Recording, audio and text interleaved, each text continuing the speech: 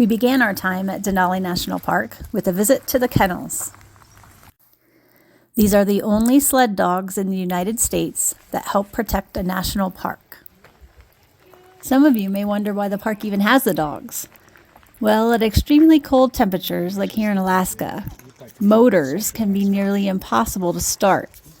So the dog teams enable rangers to contact winter visitors, provide information on trail conditions, and offer assistance in a low-impact style that preserves the wilderness. We even got to watch a sled team demonstration.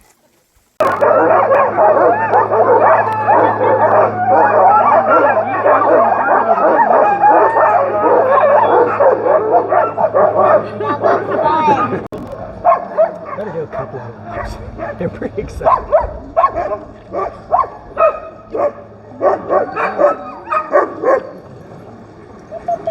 Good job, Aoife. Let's go. Come on, Blitz. There you go. And after it was over, each dog was released, and they ran straight back to their kennel. We do breed with other kennels around Alaska. There she goes. There were quite a few people attending the demonstration, but thankfully, a few of us had ridden our bikes here from the campground, so we had a fun downhill ride returning to camp without the crowds. Along the way, we stopped to see a bridge that was mentioned during the sled dog presentation. Almost every piece of this bridge was brought in by a dog team in the winter. This includes the extra large beams. They said that it was easier to transport the materials in the winter over the snow, and it had much less impact on the environment than other transportation methods.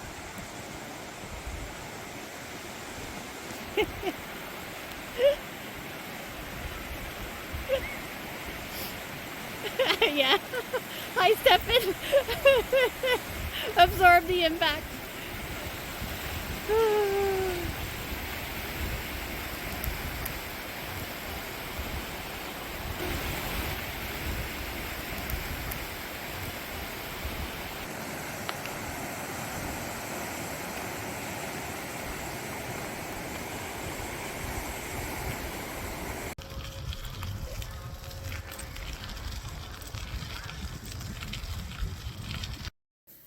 At this point, it is important to mention a large restriction that is currently in place at the park.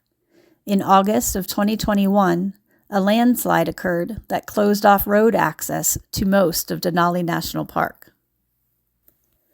The landslide took out the road at mile 46, effectively closing off access to the entire other half of the park, unless you walk or take a helicopter.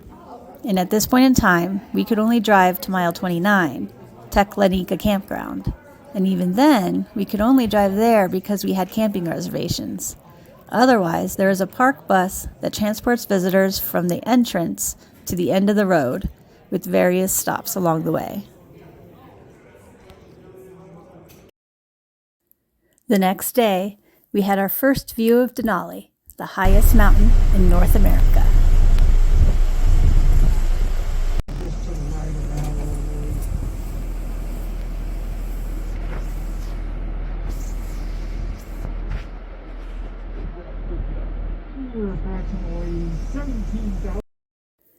We took the free shuttle bus from the Riley Creek Campground in order to hike the 2-mile Savage Canyon Trail Loop.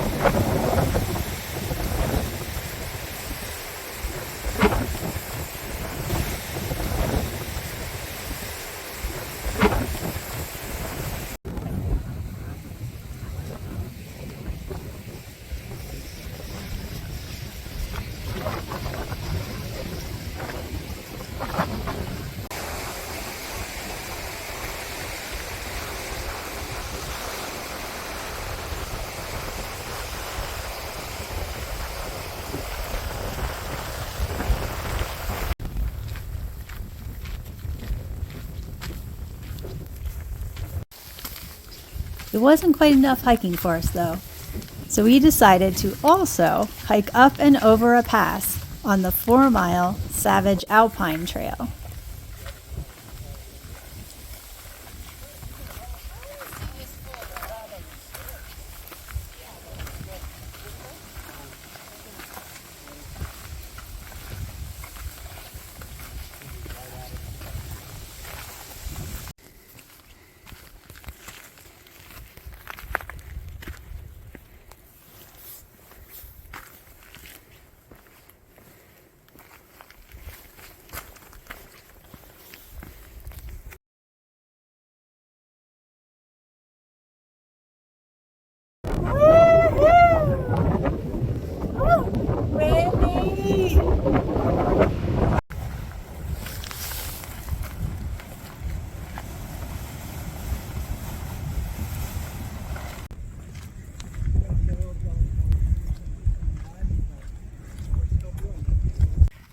This is awesome! We are hiking over this high pass and it's a strenuous climb for sure, but we keep getting glimpses of Denali out in the background behind us. It's clouded over now, but it's phenomenal. I love it.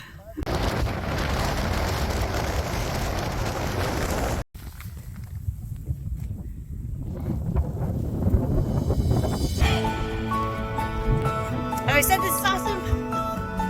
This is awesome.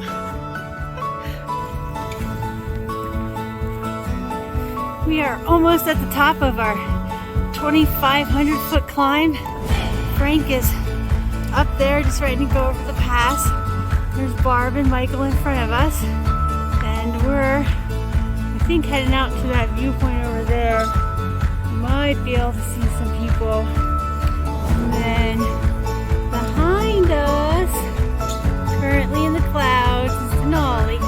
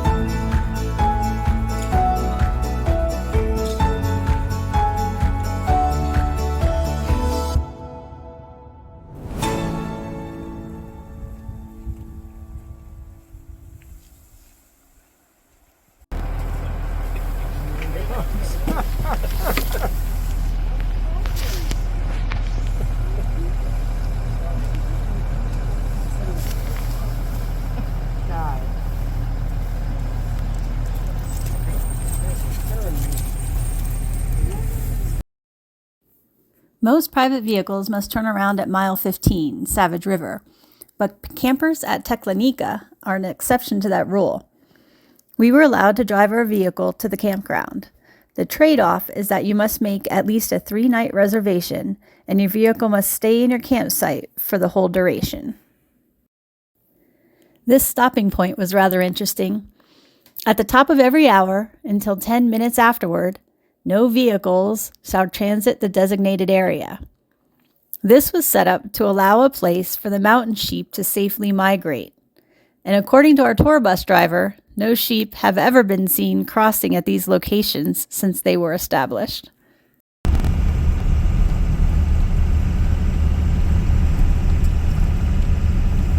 I just thought these clouds were pretty cool.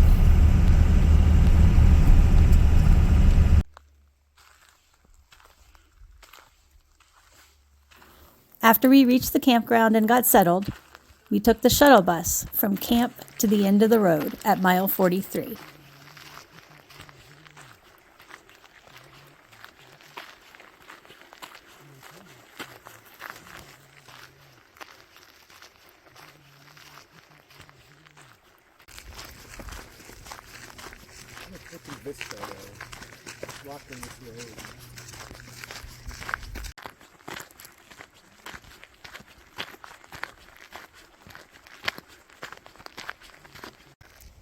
Hi, here we are at the end of the road in Denali National Park.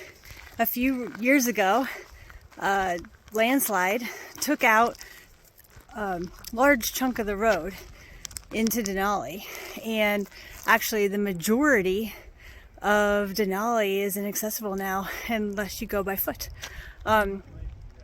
So we just took the bus to the end of the road as far as we could and are now walking about 1.5 miles up to see the landslide and get some views from up there.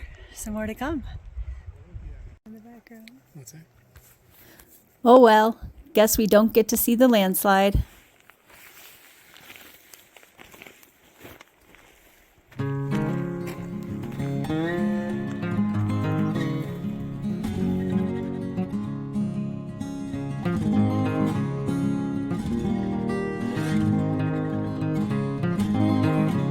The next morning, we took a ranger-guided hike along the Teclanica riverbed.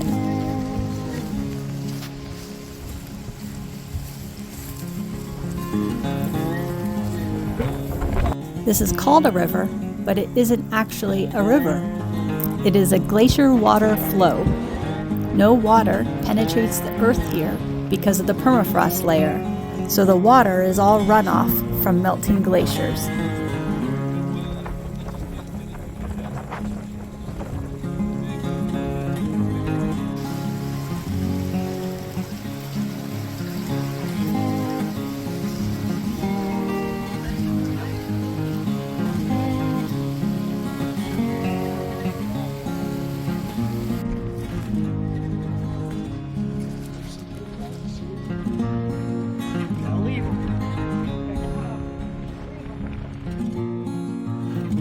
There isn't much more to say about this walk, other than I did find some pretty rainbow rocks.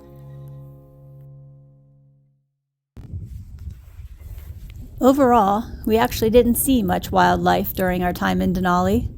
The wildlife we did see was definitely from a great distance, as it should be. We saw lots and lots of caribou, only 2 moose, 2 grizzly bears, and 2 golden eagles.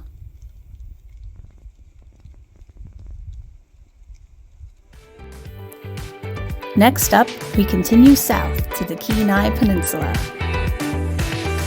Stay tuned for episode 5.